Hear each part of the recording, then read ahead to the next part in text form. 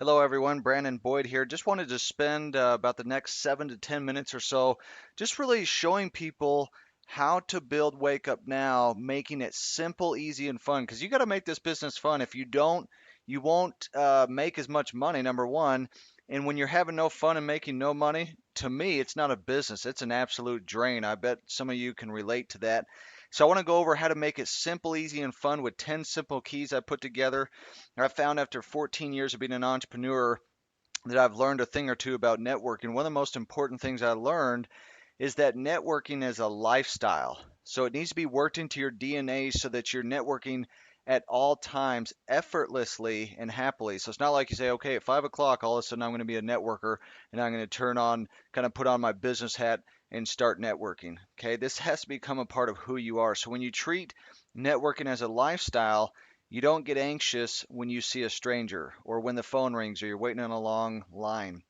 What you see and feel is opportunities. So I want to show you how to take those opportunities and to turn them into profitable relationships with these 10 networking keys. And so as we look at this, and so that you don't have to take notes, I've actually kind of already done this for you. These are the keys to making Wake Up Now simple, fun, and easy. Key number one, assume the burden of other people's discomfort. So if you ever go to an event or conference and just look around the room, what do you see? Well, you see lots of people, they're talking to each other. You're also probably going to see several people sitting at tables looking through like an event guide or talking on their phones. These people are probably nervous about talking to new people, so they're avoiding it by looking like they're busy. They're texting or checking their Facebook or whatever. So you can help these people out by introducing yourself because they probably want to approach total strangers, but they just find it hard to break the ice. You can come along and make life a little easier for them, which could lead to some interesting opportunities. Key number two, give and expect nothing in return. If you ask most successful networkers how they spend their time, they're going to tell you that they spend their time helping other people. They want to help people out by sharing advice and helping them to avoid the mistakes they made themselves. So if you want to be a successful networker, you need to have conversations all the time with people. You have to keep in mind that these people may not be able to repay you, and that's okay. Key number three, be proud of who you are in your business. How many of you, by raise of hands, do not, and I say do not, have an MBA or a PhD? Okay, no big deal. Don't try and hide from your past or your background or feel guilty about it. I didn't go to school as much as I should, or whatever the case may be, because sometimes all you need in this world and in this business is desire and some serious hustle to succeed. I like to really be open about who I am and where I came from, even when meeting people for the first time.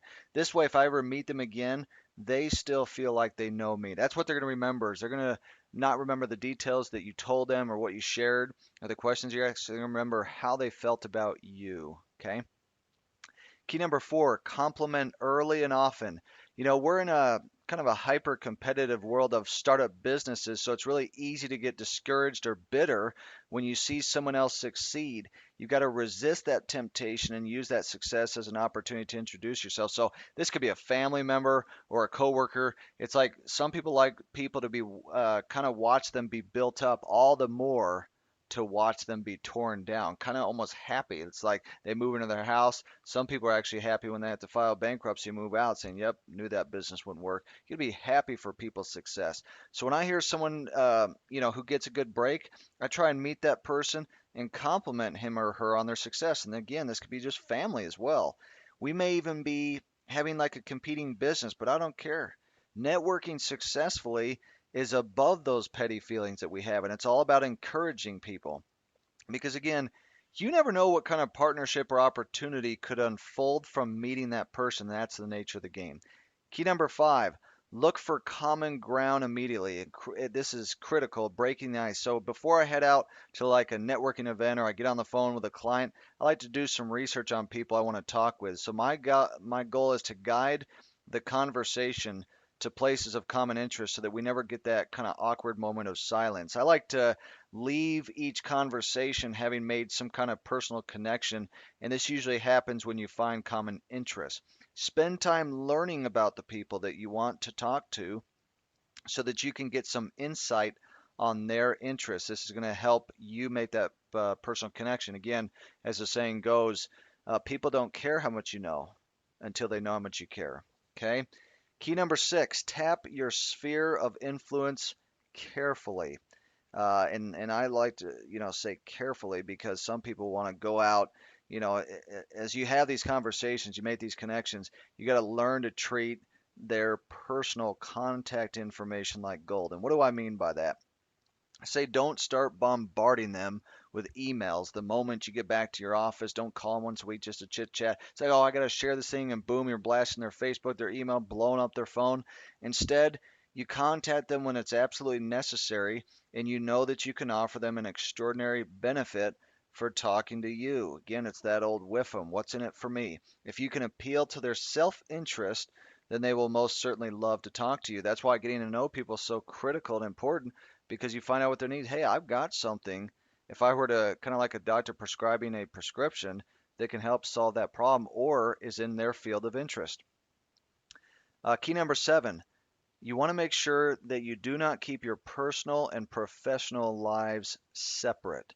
So if you're truly authentic in both your professional and personal lives, then you don't have to shift to different personalities when you're at the office or at home or at an event. That drains energy. It's very stressful. If you're honest, authentic, kind, and helpful across the board, then you will easily make connections with other people. Again, it's not like you're having to put on a business hat, a religious hat, a dad hat, a husband or wife hat. It's just who you are, okay? Key number 8, pull, never push. Networking is all about conversation. It's all about relationships, finding out more about the other person instead of telling them about you and your company and kind of throwing up on them, okay? Napoleon Hill, he told a story about how he went to a dinner party and afterwards the hostess thought he was actually the most charming man in the world. Why is that? It's not because he talked about himself, but because he kept the conversation focused on the hostess by asking her questions. You have to earn the right to be heard about what you do and what you want to accomplish. People don't really care what you do until they know that you care about what they do. Okay? Coming up with those questions, asking them about their life and their business and their spouse and their kids that they have them. So don't push a conversation. Instead, gently pull on it by asking people about themselves because a lot of times they'll then ask you, how's work going? What's your business that you're involved with these days? Or how are your kids? And are you living at the same place? That kind of thing. They're going to want to know. It's most people will do that after you've spent the time caring about them. Key number 9.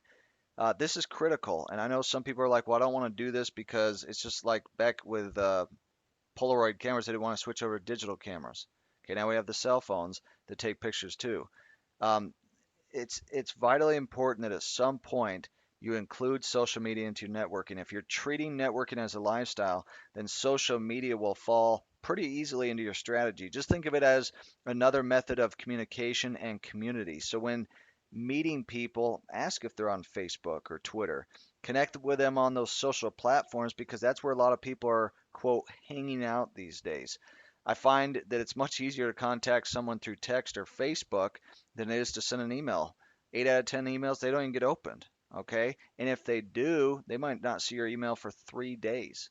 Okay. So it's important to use social media in your networking, even if it's just a little bit. And again, you kind of touch them from time to time, just asking how life is going. Because even if they're in a great job right now, and insurance benefits are great and everything's going great, 6 months from today, they might be let go from that job. Now that's the opportunity that you have by getting to know them where they're now more open-minded to what you have to share with them. And then key number 10, lose control of your marketing. 50 years ago, you'd hear most advertisers and marketers saying that you had to maintain control of the conversation, that you had to control your marketing. Well, with social media and the internet, things have changed dramatically. Today, it's all about exchanging great content freely for the attention of readers and prospects. Consumers used to have to sit in the back seat and take what the companies fed them. Now, it's the other way around, and customers who don't like what they're getting, they're going to go away. They'll revolt. Okay, so just look at what happened to Netflix as a perfect example. So, what does this have to do with networking? The idea is to hold nothing except for proprietary trade secrets close to the vest. So you need to give it all away in conversation on social media, helping others, and let the world spread the message about what you can do. Okay? About what you can do. So these are the 10 key ways to making Wake Up Now simple, fun, and easy. It's absolutely critical that you have fun while you're doing the business. You got to not take things so serious all the time. As if I'll start being more fun and happy when I'm making more money. I'll start being and having more fun when I'm to such and such rank. You don't want to do that. You want to have fun now. People want to be around people who are progressing and who are having fun and who are easy to be around. People who are going somewhere. And so this is critically important as you build the Wake Up Now business. I hope the keys that I've shared with you today will help you in growing your business. Watch this video over and over and over again until you get this in your spirit. And again, networking is a part of who you are. It is in your DNA. You don't need a PhD. You don't need an MBA. You don't need a bachelor's degree. You don't even need an associate's degree. You need a burning desire with some serious hustle. Look forward to seeing you guys at the top. Thanks so much.